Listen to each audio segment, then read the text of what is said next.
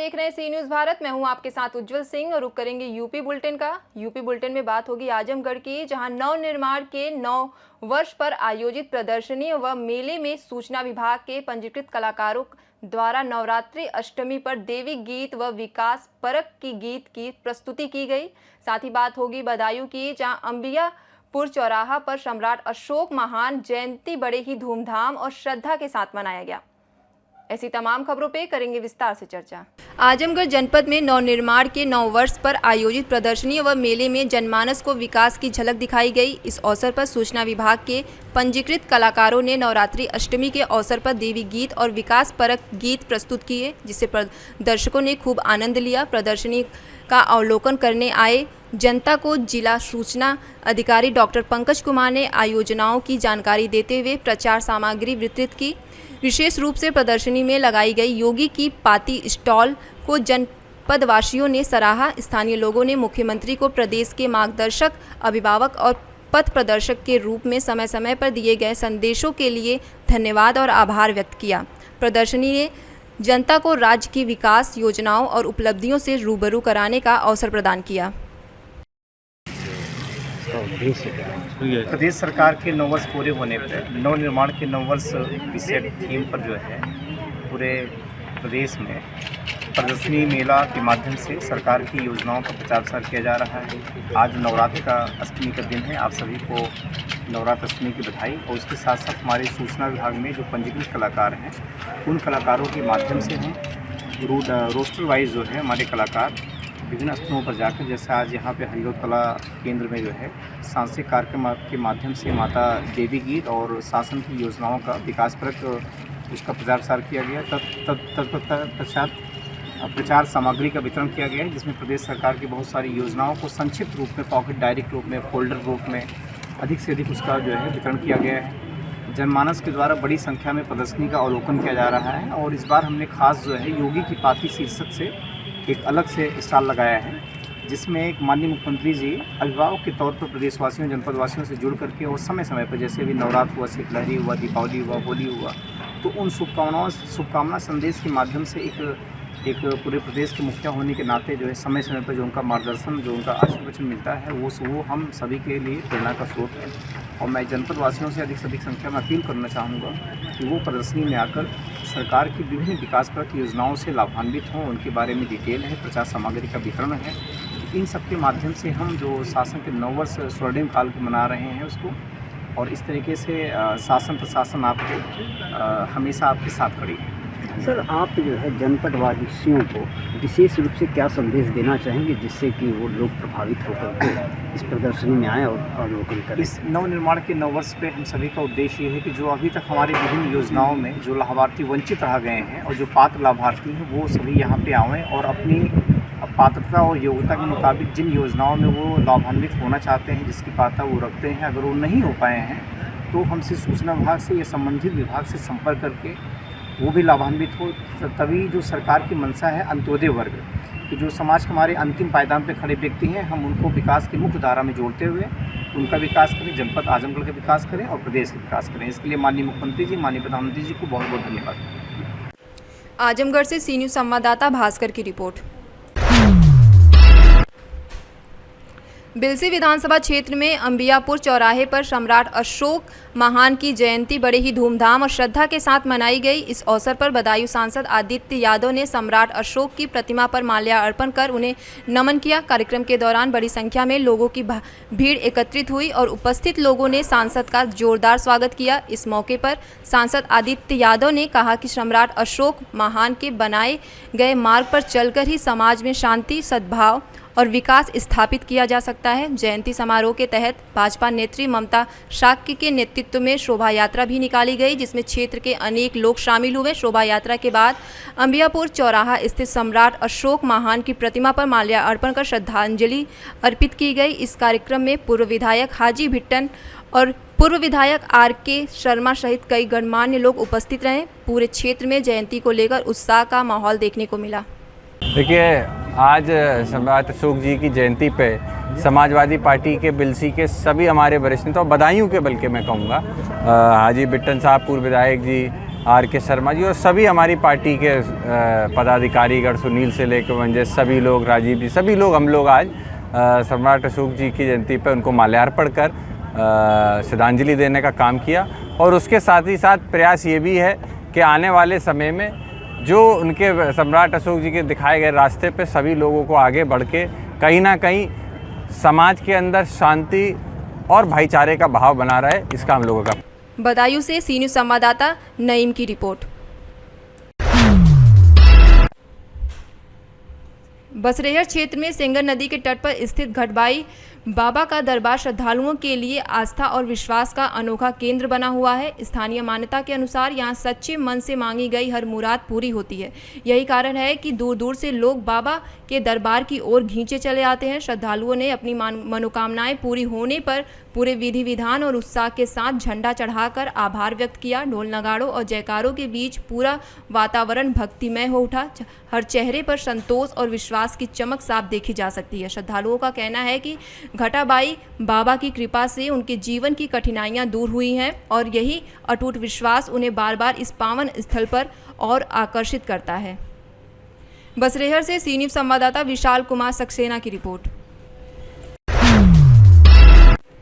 ललितपुर में नारी सशक्तिकरण को बढ़ावा देने के उद्देश्य से एक अनोखी पहल देखने को मिली। Golden Rose English Medium School की कक्षा 10 की छात्रा दिव्यांशी द्विवेदी को एक दिन के लिए सीओ सदर बनाया गया। इस दौरान दिव्यांशी द्विवेदी ने पूरे आत्मविश्वास और जिम्मेदारी के साथ कार्यभार संभाला। उनकी कार्यशैली और उत्साह ने सभी को प्रभावित किया। इस अवसर पर तत्कालीन सीओ सदर सुनील भारद्वाज भी मौजूद रहे। उन्होंने दिव्यांशी के प्रयासों की सराहना करते हुए उनके उज्जवल भविष्य की कामना की और कहा कि बेटियां आज हर क्षेत्र में अपनी प्रतिभा का लोहा मनवा रही हैं। यह पहल समाज में बेटियों के लिए सकारात्मक सोच विकसित करने के साथ साथ छात्राओं को आगे बढ़ने की प्रेरणा दे रही है। Myself Divyanshi Dwivedi. My school name is Golden Road Public English Medium Inter College. किस क्लास की छात्रा हैं? मैं 11th क्लास की छात्रा हूँ। आज आप क्षेत्राधिकारी सदर बनी हैं, क्या अनुभव करती हैं, क्या फीलिंग है आपकी? सर, मैं आज क्षेत्राधिकारी की पोस्ट पे हूँ तो मुझे बहुत गर्व हो रहा है अपने ऊपर। मेरे पास मतलब कि मुझे इतना अच्छा लग रहा है कि मैं आपको मुझे बता भी नहीं सकती। आपकी भविष्य की योजना क्या है? सर, मेरी भविष्य क्या बनना चाहती हैं? सर, मैं IAS ऑफिसर बनना चाहती हूँ और मेरा मतलब कि IAS ऑफिसर मैं इसलिए बनना चाहती हूँ मैं अपने समाज, अपने क्षेत्र, अपने जिले, अपने देश के लिए। ललितपुर से सी न्यूज़ संवाददाता विकास सोनी की रिपोर्ट। साइबर क्राइम थाना कमिश्नरेट प्रयागराज की टीम ने उत्तर प्रदेश माध्यमिक शिक्षा परिषद की फर्जी वेबसाइट बनाकर विद्यार्थियों और अभिभावकों से ठगी करने वाले गिरोह का पर्दाफाश करते हुए 2 अभियुक्त को गिरफ्तार किया है।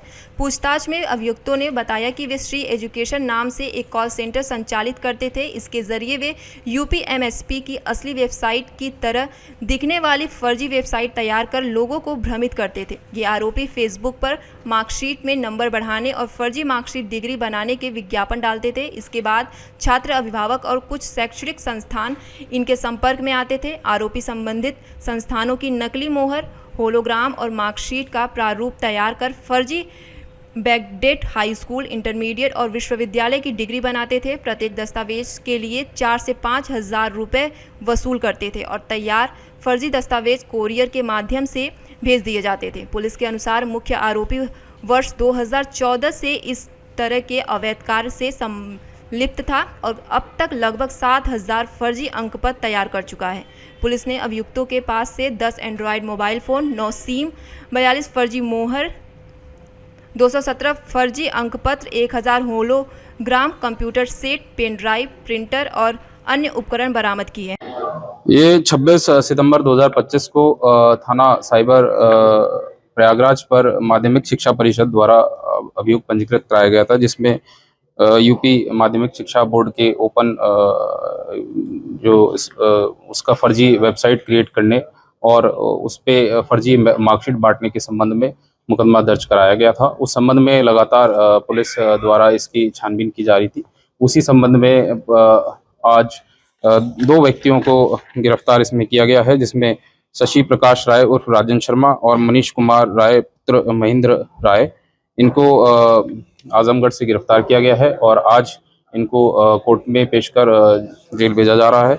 इनके पास से 10 एंड्रॉयड फ़ोन में 9 सिम, विभिन्न विश्वविद्यालयों के 42 फर्जी मोहर, 6 मॉनिटर, CPU, 217 फर्जी अंकपत्र, विभिन्न विश्वविद्यालयों के 1000 होलोग्राम बरामद हुए हैं और इसके पास से कंप्यूटर का सामान और कलर प्रिंटर इत्यादि बरामद हुए हैं।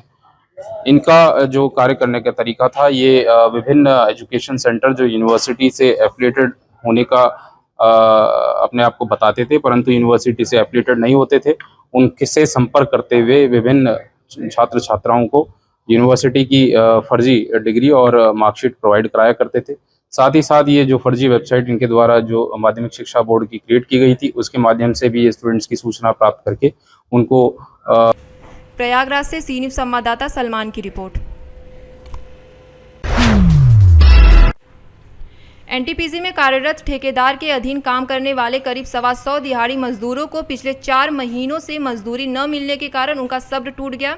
आक्रोशित मजदूरों ने परियोजना के मुख्य गेट पर प्रदर्शन कर विरोध जताया। मजदूरों का आरोप है कि वे एनटीपीसी संयंत्र क्षेत्र के विभिन्न स्थानों पर कार्यरत हैं, लेकिन उन्हें नवंबर माह से अब तक वेतन नहीं दिया गया है। लगातार मजदूरी न मिलने के कारण सभी मजदूर आर्थिक संकट से जूझ रहे हैं। बताया गया कि जब मजदूरों ने गुरुवार को अपनी मजदूरी की मांग की तो उन्हें परियोजना के मुख्य गेट पर ही रोक दिया गया, अंदर प्रवेश नहीं करने दिया गया। इसके नाराज मजदूरों का गुस्सा फूट पड़ा और उन्होंने गेट पर ही ठेकेदार के खिलाफ जोरदार प्रदर्शन शुरू कर दिया। काफ़ी देर तक चले हंगामे के बाद मजदूरों ने मामला की शिकायत स्थानीय कोतवाली में दर्ज कराई। इस संबंध में कोतवाली अजय कुमार राय ने बताया कि मामले को गंभीरता से लेते हुए ठेकेदार को बुलाकर बातचीत की जाएगी और मजदूरों को उनका बकाया दिलाने का प्रयास किया जाएगा। मेरा नाम ओम प्रकाश है। हम लोग एनटीपीसी में वर्कर काम कर रहे हैं रोशनी कंपनी में, जिसका हम लोगों को 4 महीने से पेमेंट नहीं हुआ। उसके लिए हम लोग पेमेंट के लिए बात करते हैं तो आज नहीं कल इसी तरह तारीख बढ़ाते रहते हैं। हम लोग एनटीपीसी गए, वहाँ हमारा काम नहीं हुआ है, कानून कोई नहीं सुना। अब हम आए हैं पुलिस थाने जाने के लिए, इसलिए कि हम लोगों का 4 महीने से पेमेंट नहीं हुआ। हमारे बच्चे क्या खाएंगे, हम लोग भूखे मर रहे हैं। हमारी कंपनी में बात हुई थी ठेकेदार से और वहाँ HR ऑफिस भी मैं गया था, तो वहाँ पे ये हुआ कि आपको पैसा मिल जाएगा, आप लोग काम कीजिए पैसा मिलेगा। काम किया, पैसा नहीं मिला हम लोग। यहाँ पे 100-150 आदमी आए थे यहाँ पे, जिसमें आज बाकी लोग आ रहे हैं, बाकी हम लोग यहाँ 50-60 आदमी हैं। ऊंचाहार से सी न्यूज़ संवाददाता शिवानी अग्रहरी की रिपोर्ट। फिलहाल इस बुलेटिन में इतना ही। देश दुनिया की तमाम खबरों के लिए बने रहिए सी न्यूज़ भारत के साथ।